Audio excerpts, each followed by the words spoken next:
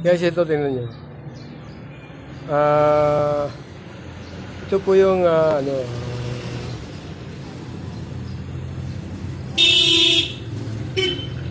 yung pambukas ng pinto. Yan.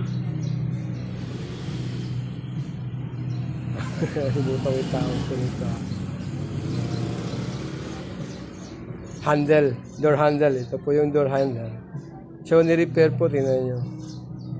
Hindi po siya tatagal kasi nga, nilagyan po siya ng maraming alambre. So, mababali talaga. Kahit ano pang gawin niya, pag ginamit po ng iba, mababali.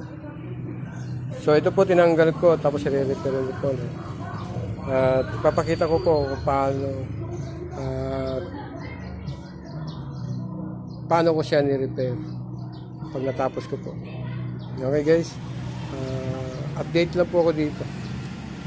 So guys, hindi naman po hindi po ako sa nagmamagaling, pero dapat hindi po ganito ang pag re-repair na nilalagyan ng mga alambre, kasi nga hindi na siya kumikilos.